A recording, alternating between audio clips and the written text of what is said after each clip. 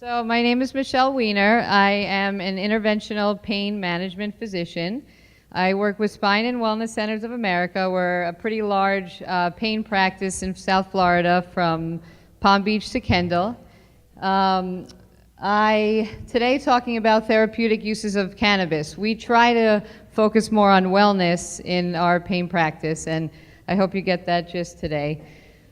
Carlos, it's funny because Carlos is a friend of mine. After I took the 8-hour CME course, the first thing I did was called Carlos because there's a lot that we don't learn during that course, and he actually led me to a lot of people who have educated me over the past year. So today we're going to review the history of cannabis. We're going to talk about physiology and the endocannabinoid system. We're going to review some literature, talk about the impact on healthcare, and then the patient-doctor relationship and the doctor's role. So cannabis has been used for thousands of years throughout different cultures for different disorders, anxiety, insomnia, seizures. It was in the mid-1900s that there was a significant decrease in the education, and this was mainly because of the Marijuana Tax Act, which then, when they determined that cannabis was a Schedule I drug in 1970, there was a decrease in education and research. So in order to be Schedule I, which is like heroin, cocaine, LSD, there has to be no medical use, it has to be abusive and lack evidence. So because marijuana is still a Schedule I, there's a lack of ability to do research, and it makes it very difficult for clinical trials on humans. The endocannabinoid system was discovered in the mid-1980s, early 1990s. So people are using cannabis, and there's physiological changes in the body. So a guy named Meshulam in Israel and a lot of other people were looking into why this is so. They decided that this system is really about balance. It's about homeostasis. It affects many of our systems throughout the body. Perhaps some deficiencies may be actually a deficiency in your endocannabinoid system. Maybe people need cannabis daily. Maybe they need it just to maintain their homeostasis. So these are some landmark discoveries. In particular, most important things for non-medical people, and I kind of look at you guys as all potential patients, or you may have family members that are in need of this. So it's good for you guys to understand the science and be passionate about it for yourself or for family members. So in the early 1990s, they discovered there are CB1 and CB2 receptors. These receptors, CB1, are in the central nervous system, mainly the brain and other organs. And CB2 is mainly in the periphery. It's for immune cells, for your tonsils, your spleen, different organs in your abdomen, and there are ligands. There's endogenous cannabinoids. So if you use cannabis binds to your CB1 or CB2 receptor, but then they discovered there's actually an internal system, and there's endogenous cannabinoids in our body called anandamide and 2-AG that are always working since we're born for maintaining our homeostasis. Not to bore you guys too much, but pretty much a gist of the physiology. You have the CB1 and CB2 receptors, different locations throughout the body. They are made from these phospholipids, and they're in all of our systems.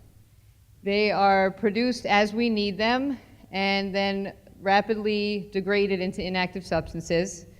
And they are different from other substances because they act with retrograde suppression. So basically, they work on the postsynaptic neurons. So you see the EC is the endocannabinoid.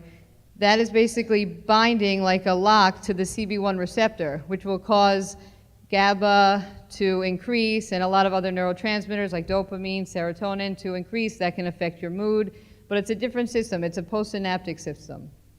So there are many cannabinoids within cannabis. There's over 100 substances. It's not just THC and CBD that everybody hears about. There's many different types. And when, as a physician, and in the future in Florida, we hope to personalize and individualize cannabis so that you are able to pick the right profile. And it's not just THC and CBD. And there's tons of research on all of them, and they all have different properties.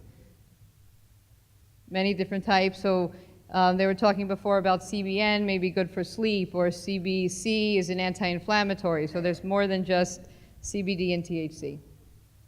In particular, this is what we know the most about. This is what's available for Florida right now in the dispensaries. There's a lot of evidence about the ratios and different profiles, and as the dispensaries evolve, I hope that what's available in terms of cannabis will evolve as well in Florida. To differentiate, CBD is the non-psychoactive. So THC is known as the substance that causes more of the euphoria. CBD has many roles. One of the best roles of CBD is to mitigate the negative effects of THC. So a lot of times people use THC and they don't like their high, right? The point of CBD is actually to decrease the psychotropic effect of THC.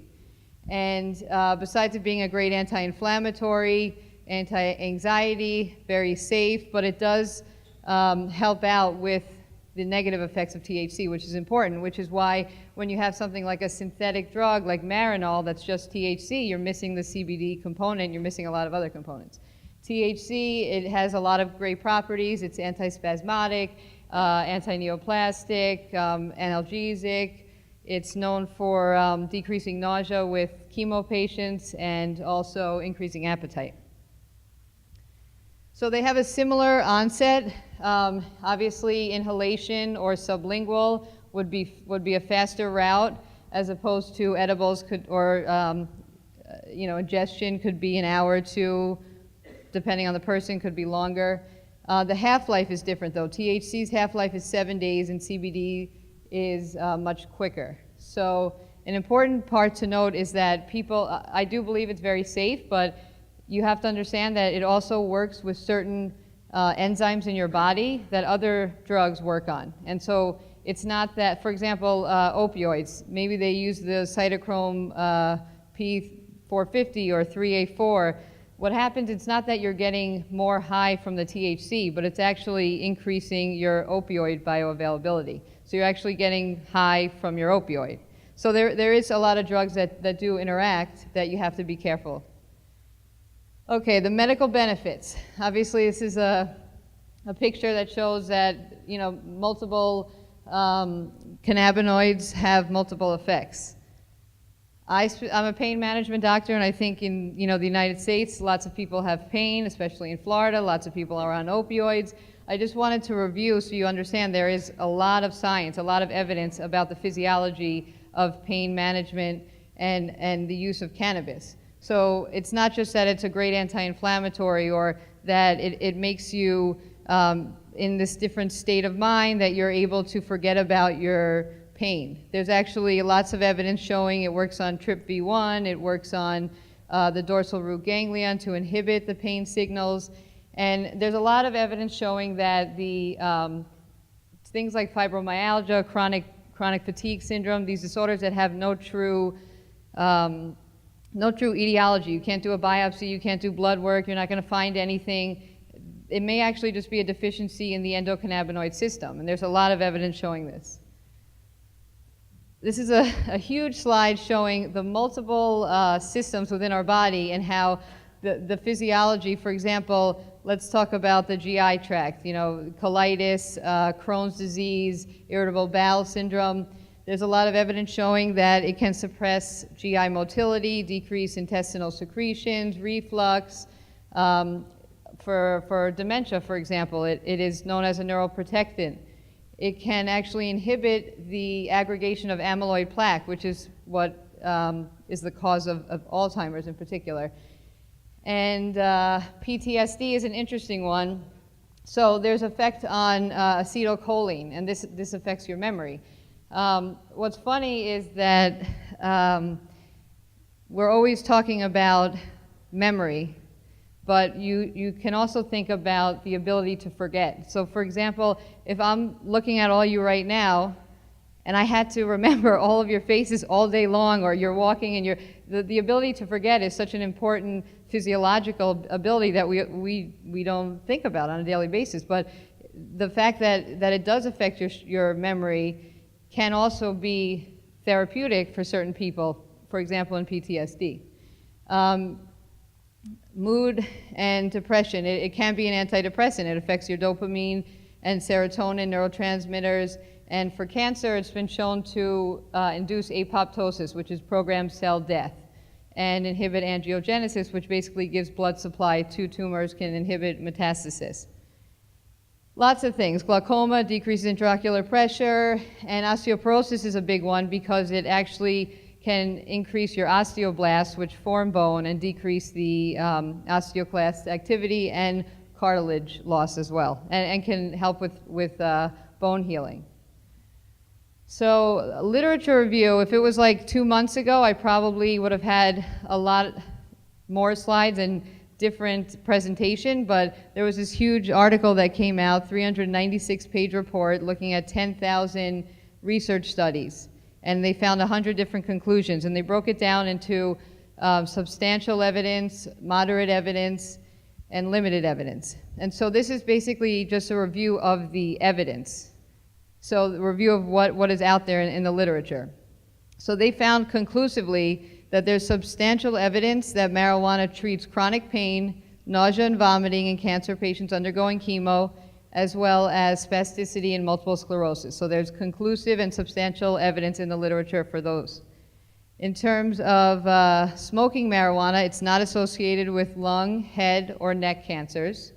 And there's moderate to limited evidence that marijuana is therapeutic in insomnia, increasing appetite in HIV/AIDS patients, decreasing anxiety, and combating PTSD. They also looked at the risks. So there's evidence that regular marijuana smokers are more likely to have chronic bronchitis. However, this can be reversed when they stop smoking. And this is again on smokers. So right now, we can't actually recommend anything that's besides, vapor, pills, oil. There's no smoking. So this is evidence about smoking. There's evidence about a link with prenatal cannabis exposure and low birth weight. There's a lot of evidence showing that a lot of these patients are also using tobacco at the same time, and this can be a confounding variable there. And in terms of schizophrenia, there's a lot of controversy with psychiatric disorders. So they said it's not clear whether there's evidence showing increased risk of developing schizophrenia, but it's not clear whether these patients were turning to marijuana as self-medication. And there's also a difference between a link and a correlation versus causation. It's not that marijuana will cause schizophrenia, but there's a link in the use.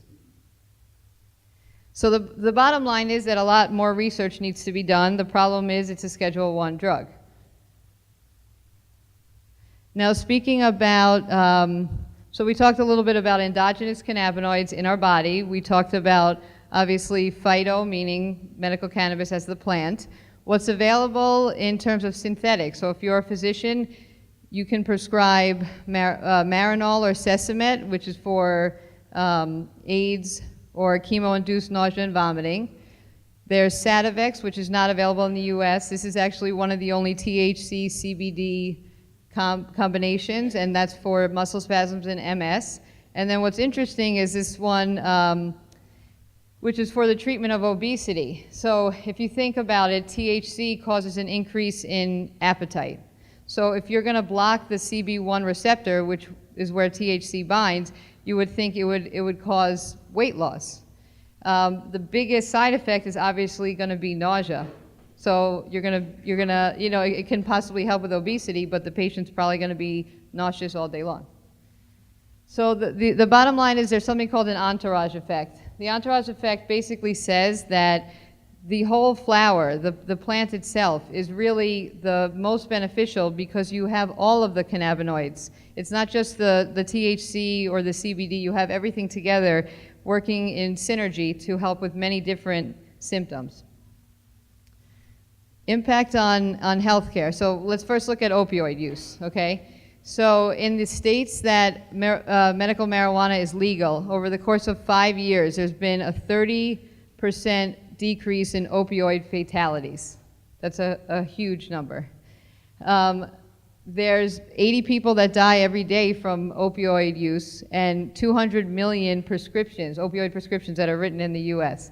There's been not one death from the use of marijuana, and this is because the receptors, the CB1, CB2 receptors are not in your brainstem. They're not where your respiratory drive is being controlled as opposed to opioids. In terms of addiction, there's been evidence that there's a 9% rate of addiction. Now, this is a very overinflated number, and the reason why is because, first of all, say you were arrested for possession of marijuana or using marijuana. Perhaps the judge says to you, do you want to go to an addiction treatment center, or do you want this other punishment?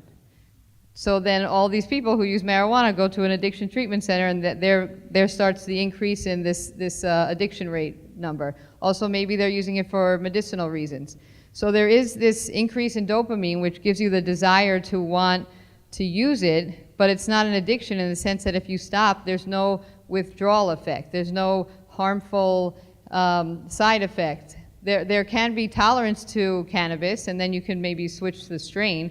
But in terms of addiction, I think with cannabis, you still need to use it in moderation, but it's more of a desire and a treatment than a true addiction.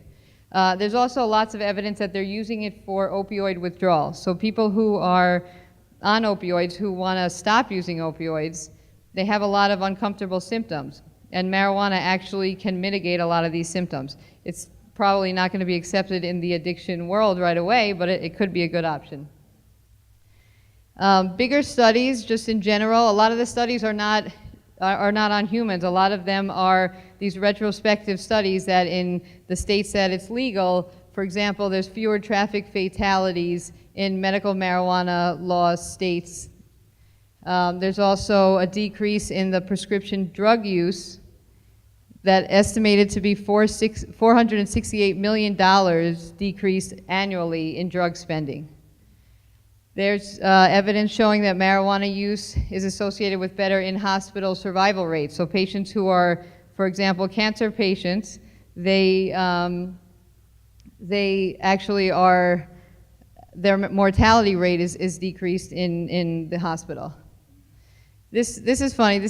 I walked into my mom's house the other day, and she had this magazine, and she's a member of this organization.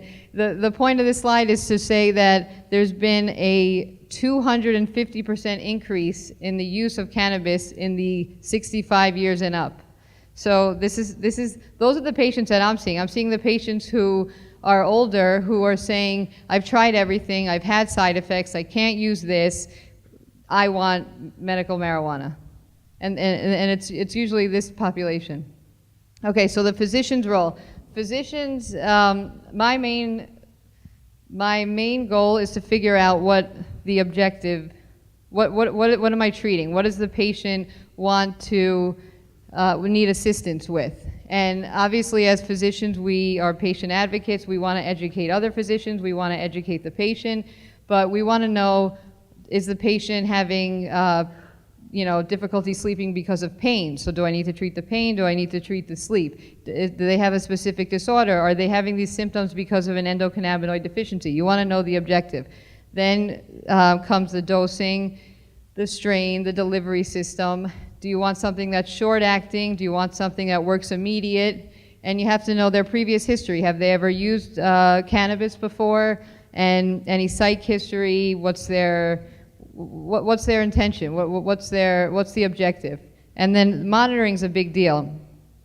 So there's a lot of issues and frustrations. The 3-month relationship is the most absurd thing. I have terminal patients in the hospital that will probably die before that 3-month relationship, which means that, it's not even an exception if you're terminal. You still have to wait the 3 months. I could give the patient any opioid in the world, but I can't give them medical marijuana. Access is a problem. If there's 7 dispensaries right now, and only a few of them have maybe high THC, and some of them are running out of their oil, and patients, I'm giving a patient a recommendation for something and they're getting something else from the dispensary because the dispensary ran out. The cost also is a big issue. The 8-hour CME class has to be adjusted. It has to be more beneficial for the physician so that when we finish the course, we're able to not call, friends and we can actually learn during this course. And then also as a physician, you have to be passionate about this. You want to help the patients in the right way. You want to advocate for them, and you want to educate yourself. It's not something we learned in medical school, so we all need to keep educating ourselves. Telemedicine's another topic. I think that in terms of this telemedicine, there's a lot of patients that maybe can't get to your office. There's a lot of patients that are very sick. However, I think you should at least have one visit with the physician to do a good physical and history before you can do telemedicine and follow up and monitor. And then pre-qualifying for physicians, are they doing that online, or people sending in medical records and they're pre-qualifying them? Do they need a visit? So there's a lot of questions as a physician, if you want to start doing this, to think about before you actually initiate the process.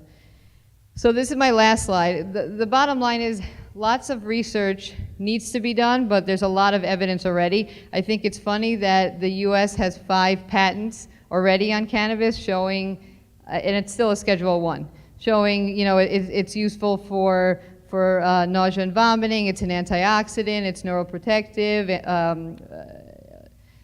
anti-inflammatory, cancer, apoptosis. So I just wanted to leave you with that, because the most important thing is really, for me, education and advocating for the patients. Thank you.